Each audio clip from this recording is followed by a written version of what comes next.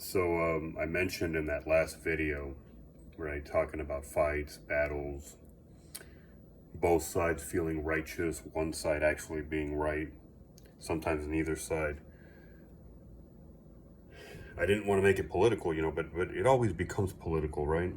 I'm not going to talk about this country. I'm in the USA for anybody who has not ascertained that.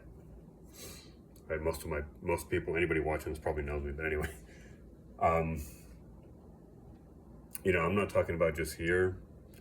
I mean worldwide. I mean, if there was civilization outside of this world, I would mean universally. Politics tend to devolve in much the same way, no matter where you're at. I say devolve because, politics are meant to be a very useful tool, but they become corrupt just like anything else. Anyway, without further ado, what I was wanting to say was, um, in politics,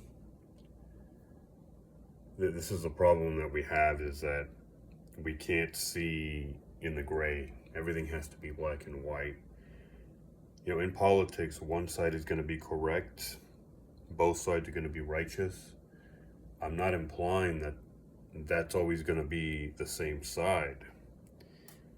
The ball may go back and forth. One side may be righteous and wrong, but it doesn't mean the other one can't be. And certainly that doesn't mean that you can't find yourself in situations where both sides feel right and both sides are wrong. This right here is the way adults think, or the way adults are supposed to think. In the political world, because apparently anybody feels that they can become a part of that. Any Joe Schmo can run for president, for governor, for mayor, for sheriff, for this or that, for Congress, the Senate, all that. Anybody can run for these offices. Anybody can be a part of the political system, especially with all of this social media nonsense nowadays. Everybody thinks they have a voice. Everybody has a vote. In this country, at least, everybody has a vote. Everybody over 18. I can accept that. And I would never say that that anybody should never have a vote. Everybody has a vote. Should everybody have one? I'm tempted to say that some people shouldn't, but that's wrong. Fundamentally, it's wrong. Everybody does have a voice. And it's because everybody has a voice, and unfortunately, every voice is so small that we can have that luxury. We lose our humility, and we understand how small we are in the scheme of things.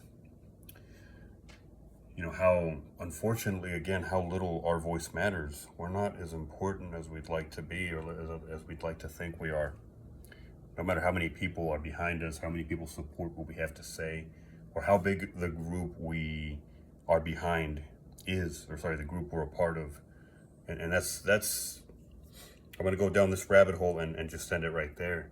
That's a big part of the problem, is that you have people who don't have any of their own beliefs. They just don't have to put it nicely, they don't have the presence. Maybe they don't have the security, the stones. That's about as nice as I can get. I'm sorry. To believe in things, to have beliefs that they stand behind, that maybe not everybody's always going to agree with. Part of being a man, again, I speak of men because I'm a man, is having your own opinions, having your own ideas, not having your own ideas for the sake of being conflictive or combative, but understanding that sometimes you will find yourself in that situation. Sometimes you will be at odds with other people. Other people will not believe what you believe. That doesn't mean anybody has to die. Just saying.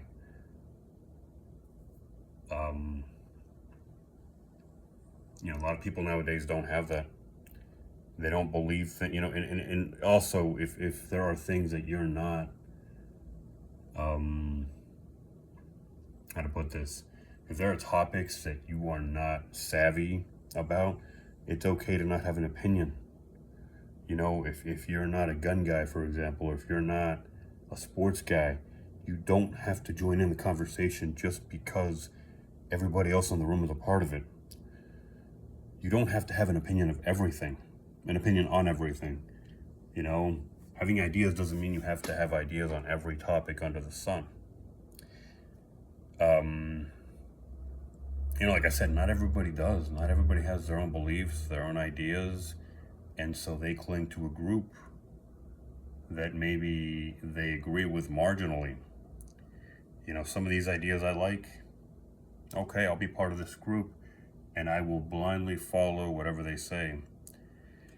Yeah, I know exactly what that sounds like, and I don't want to say it. It sounds kind of, to use the word, it sounds a little bit, I think everybody knows what I'm talking about.